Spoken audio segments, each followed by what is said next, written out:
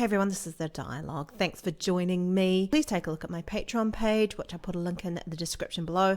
But let's look at my new video on the murder of Jason Corbett. Now, he's an Irish man who went to the United States, got married to an American woman, I believe, and she died young, and so he hooked up with the nanny. Now, it's the nanny we're looking at and her father. Her name is Molly. Now, we are going to look at interviews from 2020. We're going to see what I think about their body language to see if they're telling the truth, congruent, or if they are in deception. And then I'll tell you if they got convicted or not at the end. Let's take a look. A man died, but a man also attacked my daughter. Tom Martin sat down with us pre-trial to tell us their version of events.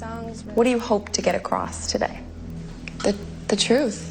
The truth. So she raises her shoulders and she closes her eyes. So in a way, from the get-go with her, she's not telling the full truth. That's just what I see as soon as I meet this woman. The truth, elongated closing of eyes, and the raising of the shoulders. You became a mother overnight. Yes.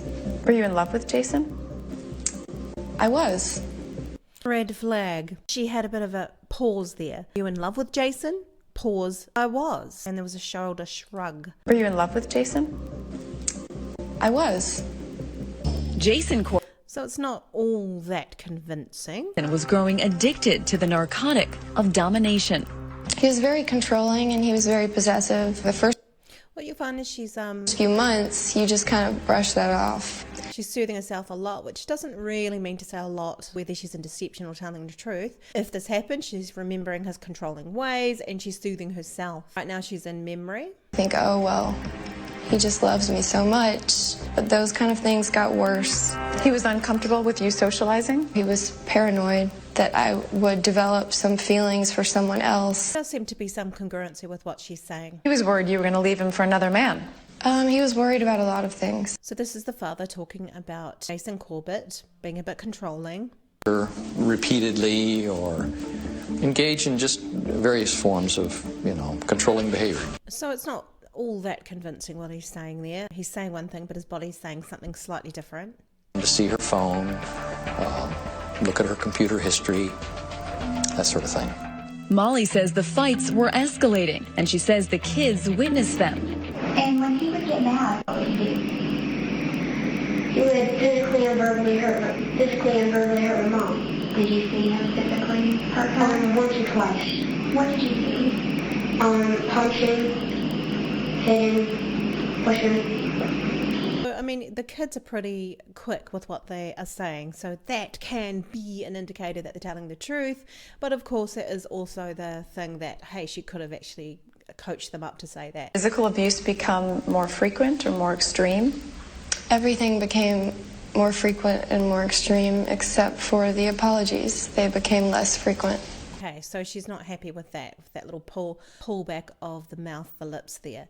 So there was slight nodding in agreement with that. So what she's saying is that Jason Corbett was a bit controlling and abusive. There's not a lot to suggest that that's not 100% true. So Jason Corbett had another wife called Mags, and the father here of Molly had supposedly had a conversation with Mag's family. This is the conversation they had. It was Mikey Fitzpatrick, and I thought I was just making polite chit-chat, polite conversation. I said, what do you think of old Jason? And his response was, I think he killed my daughter. And I go, whoa, I'm not really expecting that kind of thing. Okay, so let's just go back and look at that in slow motion. His name was Mikey Fitzpatrick. So there was a pullback of the lips again, and that can mean displeasure, or he's displeased, or he wants to hold things back. And now, if you look here where his eyes are looking, this is the action part. This is action as well. Look over it. This is creative. This is when you're creating things up, and this is in memory. Mikey Fitzpatrick. And I thought I was just making polite chit-chat. Okay, there's a red flag right there. There is massive head shaking here, which is incongruent with what he's saying there. Plus, two shoulder shrugs, shrugging off the question, shrugging off the incident or what's happening here. Light conversation. I said, what do you think of old Jason? And his response was, I think he killed my daughter. His head pulled back a little bit. It's like he's pulling back from what he's just said, which could be congruent or it could be made up, but he's pulling back from what he just said. Jason. There you go, pulled back. And his response was, I think he killed my daughter. That's not in truth. That means he's pulling back from the truth. Now, apparently on the day of the murder, the mother and father of Molly came over to their house to stay for the night. Just so happened that they had to go there for the night. But the grandfather brought over a baseball bat for the son there. That's going to be significant. I had brought over a baseball bat. There's a hard swallow right there. I'd brought over a baseball bat. Hard swallow, moved back with the head and the body away from the situation. For Jack. For Jack. Now there was a critical side swipe of the head and the lips did a pursing, right? I had brought over a baseball bat for Jack. For Jack. He had to qualify that. Thought it was really cool. He thought it was pretty cool, and we have shaking of the head, plus we have a little bit of contempt in the face, or it could be superiority. Get any former baseball gear that was a hand-me-down? So the baseball bat was not new for the son, for the grandson. It was a hand-me-down. So in the middle of the night, about 3 a.m., the little girl came up and wanted to get comfort from the mother. The father woke up, Jason, and decided to get angry at the wife for trying to comfort the girl. This is when things escalate and they have a fight, and the father comes in with, lo and behold, a baseball bat. I don't know what precisely woke me up, but what I heard were loud voices and kind of like thumping. Something bad was going on. So I Seems pretty congruent. grabbed that Little League baseball bat. Okay, you've got to ask yourself, where did he grab the bat from? Did he have it already situated somewhere in case he needed it for the middle of the night? Or was it just hanging around because the grandson had just left it lying around? I ran upstairs. He wanted to shut me up, so he And why would you go automatically with a baseball bat unless you know he's violent? covered my mouth and then he started choking me. But at some point when he stopped, I screamed. The next thing I remember is my dad standing in the doorway. What'd you see? It's awful. My thought was, if he gets that door between me and him, then she's dead and there's nothing I can do about it. And so I reached around and I hit him in the back of the head with the baseball bat. And what happened when you hit him? If he could have gotten angrier, he did. Didn't stop Jason. He kept dragging Molly towards the bathroom. He makes it to the bathroom, but I'm too close. He can't close the door. And I'm in the bathroom with him. And I hit him again. Now, I hit him again. He had duping delight on the face right there. It was real contempt. So that's alarm for concern. He had real distaste for this man, as you might expect in the situation. So as you can see Molly here, this is at the end of the night. There's not a lot of injuries going on with her neck or no bruises on her arms there. And of course this is the father. There's zero blood, which is very suspicious. And no blood at all and no bruises or injuries on him at all. Theory has it is that because these children are not actually her children, they were Mag's children. Jason Corbett was going to take these kids and himself back off to Ireland where they live.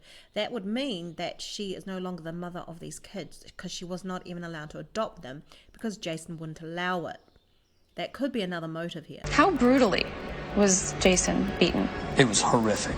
Would you have expected to see more injuries on Tom and Molly had they been in the kind of struggle that they described? They walked away with nary a mark on them, and he left on a board with his skull crushed and his scalp ripped off. What can I say? The struggle occurred. I've described it as accurately as I can, and As accurately as I can, he put his head down to the side. that's what happened. No, that's not what happened because his head shook. Investigators believe the evidence never lies and that this bloody brick or paving stone found in the bedroom tells a convincing story. Which is very problematic. Why do you have a brick in your bedroom?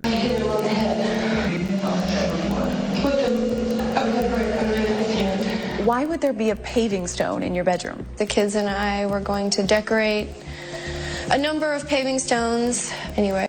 Decorate a paving stone? Okay, it's very porous. You can't paint bricks. But again, Her eyes were down all the way through that. She took a deep breath and moved around, which is like a cluster of deceptive mannerisms, plus her pursed lips. She's sort of displeased with having to answer that. Second interview, and I'm being charged with second-degree murder. How do you feel going into trial? Are you feeling confident? I'm feeling worried, but I feel righteous. I Head shake. would not want to live with not having taken action. Are you guilty of murder? No. Is your father guilty of murder? No, my father is, guilty of saving my life. A lot of eye fluttering there or blinking, which indicates a lot of stress. Now, the red flag for me is the fact that she said my father is guilty of saving my life. He was the one that obviously killed Jason Corbett, but she admitted, statement analysis, that her father is guilty of saving her life. Now, if she really thought that he was innocent of murder, she would say, he saved my life. He's not guilty of saving my life. Particular case, the blood spatter information that was testified to showed that Jason was down and still being bludgeoned. They point to pictures like these, noting that most of the blood spatter is on the wall, with the area above relatively clean. And that's significant, and that's what the jury came up with. Prosecutors say that demonstrates that Jason was still being hit after he was down. Did that happen? No, that didn't happen. The last hit, he was Slight shoulder shrug, and this one didn't go up. That's a red flag. standing up and And she closed her eyes again. hopefully, I'd like to think that there's science to prove that, because Hopefully she knows there's no real hope of that. the truth is the truth. The truth is the truth, and there was a head swipe there. It's slight, but it was there. You can guess both the father and daughter were convicted of murder. They're inside as we speak. What I can tell from their body language too is she's very good at keeping her body language mostly congruent with the odd red flags that are coming out at particular moments. Now the father gave away a lot more with his body language. Even though I understand that there's a lot of abuse that goes on between men and actually women, because women also, I do believe that he probably was a bit abusive towards her. Possibly she still wanted the children and didn't want him to leave the country because then she missed the kids. That's probably part of the motive.